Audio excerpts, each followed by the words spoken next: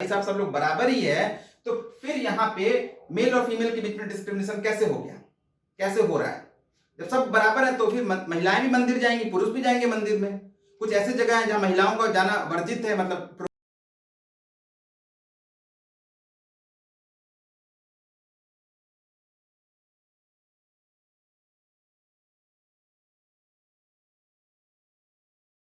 Hello, good afternoon to all of you. मेरा नाम राहुल कुमार है। आज हम जिस टॉपिक पे बात करने वाले हैं यूसीसी, इससे पहले भी हमने यूसीसी के बारे में बात किया था और फर्स्ट पार्ट अपलोड भी हो गया है यूट्यूब पे, आप लोगों ने देखा भी होगा। आप लोगों का बहुत प्यार आया उस पर एंड बहुत लोगों ने कमेंट किया, लाइक्स किया, सब्सक्राइब किया चैनल को। मैंने आपसे कहा था कि हम बहुत जल्द पार्ट 2 लेकर आएंगे यूसीसी का, यूनिफॉर्म सिविल कोड। अब मैं आपको जो आज यूसीसी का पार्ट 2 जो बताने वाला हूँ, ये बहुत ध्यान से समझना, क्योंकि अगर पार्ट आपने स्किप किया तो पहला पार्ट देखना बेकार हो जाएगा, और अगर आपने दूसरा देख लिया तो फिर पहला आपको समझ में नहीं आएगा। तो आप पहले पार्ट 1 जरूर देखना, और पार्ट 1 का लिंक आपको ऊपर आई बटन पे मिलेगा या डिस्क्रिप्शन में भी आपको अवेलेबल रहेगा। जैसे आप ये वीडियो स्टार्ट करोगे और लास्ट तक जाओगे तो आपको पार्ट 1 भी दिख जाएगा, उसमें आपके पास वो अवेलेबल हो जाएंगे। ठीक है, चलिए ये टॉपिक है, बहुत बड़ा इंपॉर्टेंट टॉपिक है। शुरू से बस समझने की कोशिश करते हैं कि क्या है, क्यों है, कैसे है। देखिए, हम सब जानते हैं कि भारत जो देश है, इसमें एक कहावत कहा जाता है कि भारत अनेकताओं में एकता का देश है। हम सब कहते हैं कि बहुत सारे विविध जीव जंतु, इंसान, धर्म, समुदाय, संस्कृति, कल्चर, रीति रिवाज से मिलकर भारत बना हुआ है। एक हम कह सकते हैं इनरिच कल्चर यहाँ पे इंडिया के अंदर है। जब इनरिच कल्चर है और सब अलग अलग लोग, धर्म समुदाय के लोग काम कर रहे हैं और कोई प्रॉब्लम भी नहीं है, ऐसा नहीं कि कोई प्रॉब्लम है। इतने सालों से देखिए, आप देख सकते हैं कि कई हजार सालों से ये जो हमारा पहले भारत, अभी इसको पहले के टाइम इसको हम आर्यवर्त के नाम से जानते थे, आप देखते हैं कभी किसी तरीके का प्रॉब्लम नहीं आया। अब क्यों ये बात आ रही है, यूसीसी क्यों उठाया जा रहा मुद्दा, इस बारे में बात करेंगे, जरूर इसको समझने की कोशिश करेंगे। अब जब अनेकताओं में एकता के बारे में बात कर रहा हूं आपसे, तो इसका मतलब ये भी बात तो क्लियर है कि इतने सारे कानून रखने की क्या जरूरत है, जब सब लोग बराबर है, इक्वल है, और हमारा देश काम करता है सिर्फ एक कानून पे, उसका नाम है कॉन्स्टिट्यूशन। एक बुक है कॉन्स्टिट्यूशन, संविधान के अकॉर्डिंग काम करता है। तो फिर क्या जरूरत है कि हम डिफरेंट डिफरेंट कानून रखें। लेकिन अब ये भी बात है कि ये आस्था की बात है, आस्था बहुत इंपॉर्टेंट होता है। चाहे वो किसी भी धर्म के बारे में बात हो, चाहे वो हिंदू हो, मुस्लिम हो, सिख हो, जैन, पारसी, किसी भी क्रिश्चियन, किसी भी धर्म के बारे में बात करें, आस्था का प्रतीक होता है। जैसे ही बात धर्म की उठती है, रिलीजियस की उठती है, एक ना अंदर से सेंसेशन ज्यादा होने लगता है। कुछ लोग उसको नेगेटिव लेके चले जाते हैं, कुछ लोग पॉजिटिव लेके चले जाते हैं। जैसे फॉर एग्जांपल हम आपसे अब स्टार्ट करते हैं, बिल्कुल थोड़ा बेसिक से स्टार्ट करते हैं। आप लोगों ने देखा होगा 1948 में, 1948 में हिंदू बिल को कॉन्स्टिट्यूशन में लाने की कोशिश की गई थी, पार्लियामेंट से पास कराने की कोशिश की गई थी, हिंदू बिल को लाने की कोशिश किया गया था 1948 में। और इतना हंगामा हुआ, संसद भवन में इतना हंगामा हुआ, इतनी प्रॉब्लम हुई, लोगों को लगने लगा कि हिंदू बिल अगर आ गया तो हमारी हजारों साल पहले की जो संस्कृति है हिंदुओं की, वो खराब हो जाएगी, खतरे में पड़ जाएगी। इतना इतना हंगामा हुआ, इतना हंगामा हुआ कि आप समझ सकते हैं कि उस समय के सबसे वरिष्ठ और सबसे रेस्पेक्टेड जो लीडर थे, जिनका नाम था भीमराव अंबेडकर, डॉक्टर भीमराव अंबेडकर, जो उस टाइम के कानून मंत्री थे, लॉ मिनिस्टर थे, उनको रिजाइन देना पड़ गया। जो 1948 में हिंदू बिल आया था, उस समय भीमराव अंबेडकर को क्या करना पड़ गया, रिजाइन देना पड़ गया। इतना दबाव था, क्यों? क्योंकि आस्था की बात थी। बाद में हालांकि 1948 में ये बिल आया, और थोड़े टाइम के बाद आप इस देखोगे कि ये बिल जो है एक्ट में कन्वर्ट हो गया, और ये बिल पास भी हो गया, अच्छे से सब कुछ चल रहा है। और इसी बिल के अंदर में ये जो एक्ट बनाया गया, तो इसमें हमारे पास हिंदू, सिख, जैन और बुद्ध, ये तीनों जो है ना, हिंदू तो रहेगा ही, ये सिख, जैन और बुद्ध जो संप्रदाय के लोग हैं, ये इसी एक्ट के अंदर आ गए। लेकिन उसके बावजूद भी हमारे देश में अभी 3 ऐसे समुदाय के, संप्रदाय के लोग हैं कि जिनके लिए अलग से लॉ बनाना पड़ता है, अलग से लॉ चलता है, जैसे मुस्लिम लॉ, क्रिश्चियन लॉ और पारसी लॉ। तो अब बात यही उठ रही है कि क्या ये लॉ, क्या यूसीसी बनाना जरूरी है, क्या अभी लाना जरूरी है, या इससे पहले लाने की कोशिश नहीं की गई थी? ऐसा नहीं है। अगर हम बात करें शाहबानो केस 1985 में, और हम बात करें सरला मुगदल केस 1995 में, दोनों केसेस में सुप्रीम कोर्ट ने लैंडमार्क डिसीजन दिया और कहा कि जितनी जल्दी से जल्दी हो सके आप स्टार्ट कीजिए, आप यूसीसी स्टार्ट कीजिए। लेकिन क्या है ना कि इस इंडिया में प्रॉब्लम यही है कि धार्मिक बातें जैसे स्टार्ट होती हैं, लोग अपना वोट बैंक देखना शुरू कर देते हैं। पहले भी एक बार मौका आया था राजीव गांधी के टाइम में, लोग वोट बैंक देखने लगे। आप 1948 में देख रहे हो, उस समय वोट बैंक की बात चल रही थी। आज भी यही बात है। कुछ लोग इसको राजनीति भी देखते हैं, पॉलिटिक्स भी देखते हैं, और कुछ लोग जो कहते हैं कि समाज के लिए अच्छा काम हो रहा है। जैसे फॉर एग्जाम्पल आप समझने की कोशिश कीजिए, राजा राम मोहन रॉय हिंदू धर्म से बिलोंग करते थे, और इन्होंने अपने प्रयास से, अपने बहुत मुश्किल हालातों से लड़ के इन्होंने हिंदू धर्म की एक कुरीति, इसका नाम है सती प्रथा, इसको खत्म कराया। हालांकि उस टाइम पे बहुत लोग ये बात कह रहे थे, बार बार इस बात को उठाया जा रहा था, उस टाइम इस बात को उठाया जा रहा था कि क्यों सती प्रथा को क्यों खत्म करना है। लेकिन आज देखिए सती प्रथा को खत्म हुए हुए लगभग 200-250 साल होने जा रहा है, और आप अब किसी औरत से पूछो कि आप, आपके हस्बैंड का डेथ हो गया, आप जाके जलो उनके, कोई करेगा ऐसा काम? अब कोई नहीं करेगा, क्योंकि लोग भूल गए। और ये बिल्कुल सही बात है। क्या अभी तक सती प्रथा चलता तो हम ये काम कर पाते क्या? सेम वैसे ही हर धर्म में कुछ ना कुछ अच्छी बातें भी होती हैं और कुछ ना कुछ कुरीतियां भी होती हैं। जो अच्छा, एक बात समझने वाली बात है कि इंसानों ने ही धर्म को बनाया, धर्म ने इंसानों को नहीं बनाया। इस बात को समझना सबसे इंपॉर्टेंट बात है। इंसानों ने धर्म को बनाया, धर्म ने इंसानों को नहीं बनाया। तो जो सबसे बड़ा धर्म क्या है, वो है इंसानियत। जब हम ही नहीं रहेंगे तो फिर धर्म का लेके क्या करेंगे? पूरे पृथ्वी पे इंसान ही नहीं रहेगा तो धर्म का क्या मतलब है? कोई रिलीजियस का कोई मीनिंगलेस हो जाएगा उस टाइम पे। तो मैं बार ये बात कह रहा हूं, हम लोगों ने अपने जिंदगी की जीवन शैली को अच्छा बनाने के लिए हम लोगों ने धर्म बनाया। अब यूसीसी के मुद्दे में भी कुछ धर्म के लोग जिसपे बात उठा रहे हैं, जो आस्था की बातें हैं, बिल्कुल बात सही भी है। जैसे फॉर एग्जाम्पल समझने की कोशिश कीजिए, एक कानून है जिसको हम कहते हैं सरिया कानून। इंडिया में 1937 में आया था सरिया कानून। ये जो कानून है लगभग 1400 साल पुराना कानून है।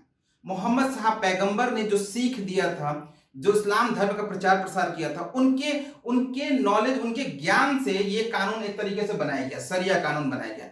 अब इंडिया के अलावा बहुत सारे ऐसे देश हैं जहां पे सरिया कानून अप्लीकेबल है। सरिया कानून का मतलब क्या होता है कि खून के बदले खून। किसी ने आपका हाथ काट लिया तो आपको उसका हाथ काट के देना पड़ेगा। किसी ने किसी का आंख फोड़ दिया, आंख तो में अगर आंखों में परेशानी क्रिएट कर दिया तो आपको उसका आंख निकाल दिया जाएगा। सरिया कानून ये बात बोलता है कि जैसे को तैसा, आप किसी का गलत करेंगे तो आपके साथ भी वैसा होगा। लेकिन इंडिया में कुछ लोग कहते हैं कि सरिया कानून अप्लीकेबल रहेगा, लेकिन थोड़ा सा रहेगा, थोड़ा सा नहीं रहेगा। इसी यही मुद्दा बहुत सीरियस है। अब यहाँ दो बातें इंपॉर्टेंट होती हैं। जैसे फॉर एग्जाम्पल यूसीसी का जो मेन फोकस है रहा है, वो रहा है मैरिज पे, मतलब शादी, डाइवोर्स मतलब तलाक, प्रॉपर्टी डिस्ट्रीब्यूशन और adoption of child. Uniform civil code कहता है कि ये चार मैटर है, मैरिज, शादी, डाइवोर्स, तलाक लेना, प्रॉपर्टी का डिस्ट्रीब्यूशन करना, किसके बीच में करना? सन और डॉटर, मतलब कि बेटा और बेटी के बीच में डिस्ट्रीब्यूशन करना, और चाइल्ड को अडॉप्ट करना। जो हम लोग देखते हैं ना, ऑर्फन से जाके, ऑर्फेनोलॉजी से जाके हम लोग चाइल्ड लेके आते हैं, अनाथ आश्रम से हम लोग चाइल्ड अडॉप्ट करते हैं, उसके लिए भी अलग रूल्स हैं। तो इंडिया गवर्नमेंट जो है ना, वो इस समय इसी बात पे फोकस कर रहा है। अब आप कहेंगे सर अभी की क्या जरूरत आ गई? अभी की जरूरत नहीं थी, एक्चुअल में बहुत पहले की जरूरत थी। अब मैं फिर दूसरे बात पे आता हूं। आपको लगता है कि हिंदू बिल आ गया, हिंदू लॉ आ गया। पहली बात कि ये जो वीडियो मैं बना रहा हूं ना, ये किसी धर्म विशेष समुदाय को टारगेट करके नहीं बना रहा हूं। ये एजुकेशनल वीडियो है। ये सिर्फ और सिर्फ आपको एनालिसिस करने के लिए, क्रिटिकल एनालाइज करने के लिए कि क्या ये जरूरी है या नहीं है। फॉर एग्जाम्पल मैं समझा रहा हूं, भले ही हिंदू लॉ आ गया, लेकिन आज के भी डेट में हिंदू महिलाओं को बहुत सारे ऐसे मंदिर हैं, टेम्पल में, जहां जाना अलाउड नहीं है। क्या ये सही है? जब हम बात करते हैं कि देश में समान कानून है, जब आर्टिकल 40 कहता है कि कानून के सामने सब बराबर हैं, तो फिर हिंदू महिलाएं जाती क्यों नहीं है मंदिर में? ये कौन सा रूल है? तो अब कानून बराबर करने की बात अगर आ रही है तो सबके साथ बराबर ही होना ही चाहिए। जैसे एक देश एक कानून, यूनिफॉर्म सिविल कोड। ठीक है, आगे हम बात करते हैं, समझने की कोशिश कीजिए। अब जो मसला कहां है, ये मैटर कहां आके फंस रहा है, वो यहां से फंस रहा है। नीचे से बिल्कुल स्टार्ट करते हैं। आर्टिकल 44, जैसे मैंने लास्ट वीडियो में बताया था, फिर बता रहा हूं कि आर्टिकल 36 से लेकर 51 तक का जो इंडियन कॉन्स्टिट्यूशन में आर्टिकल है, उसको डीपीएसपी में रखा जाता है, डायरेक्टिव प्रिंसिपल स्टेट पॉलिसी में रखा जाता है, जिसको हिंदी में हम कहते हैं राज्य के नीति निर्देशक तत्व। इसमें जो भी मैटर रखा जाता है, हालांकि बहुत सारे ऐसे पॉलिटिशियंस थे जिन्होंने कहा था कि डीपीएसपी कॉन्स्टिट्यूशन का डस्टबिन है। ये सब कहते थे कि इसमें मैटर डालने का मतलब है कि देखा जाएगा फ्यूचर में कभी होगा कि नहीं होगा। एक्चुअल में जो राज्य के पास, मतलब स्टेट के पास कुछ अपने अधिकार होते हैं, तो डीपीएसपी राज्य के अधिकार के बारे में बात करता है कि राज्य चाहे, कोई स्टेट चाहे तो अपने अधिकार की बात कर सकता है। इसी अधिकार को ध्यान में रखते हुए पहला ऐसा राज्य गोवा जिसने यूनिफॉर्म सिविल कोड को अप्लीकेबल कर दिया। हालांकि इतना आसान नहीं था यूनिफॉर्म सिविल कोड को लाना, लेकिन गोवा चूंकि एक छोटा सा राज्य है, कम डिस्ट्रिक्ट है, पॉपुलेशन के हिसाब से भी कम है, तो आसानी से वहां अप्लीकेबल हो गया। लेकिन ऐसे बड़े राज्य जैसे फॉर एग्जाम्पल उत्तर प्रदेश, बिहार, मध्य प्रदेश, राजस्थान, ऐसे राज्य में लाना थोड़ा सा मुश्किल है। महाराष्ट्र थोड़ा सा मुश्किल वहां पे, क्योंकि वहां बहुत चीजों को बदलाव करना पड़ेगा। लेकिन एक प्रयास है, कोशिश है, इसको किसी धर्म, समुदाय और जाति, रंग और इलेक्शन से ना जोड़ा जाए, वोटिंग से ना जोड़ा जाए। इसका मेन टारगेट ये होना चाहिए कि कोई भी हो, हिंदू, मुस्लिम, सिख, ईसाई, कोई भी धर्म हो, किसी के साथ अन्याय नहीं होना चाहिए, इनजस्टिस नहीं होना चाहिए, चाहे वहां की लेडीज हो चाहे वहां के जेंट्स हो। अब बाई चांस अगर ऐसा कुछ रूल बन जाए कि भाई एक पिता की जमीन का, प्रॉपर्टी का हिस्सा सिर्फ लड़कों को मिले, पिता की सैलरी का पैसा लड़कों को मिले, लड़कियों को ना मिले, तो क्या ये सही है? बिल्कुल सही नहीं। तो किसी हम ये बात, सिंपल बात है, मेरी सिंपल कॉन्सेप्ट है कि हमें ऐसा कानून लाना चाहिए। ये क्रिटिकल एनालिसिस करने की बात है, जहां पे सिर्फ और सिर्फ मानवता और इंसानियत के बारे में बात हो। चलिए आगे ध्यान से समझते हैं इस बात को।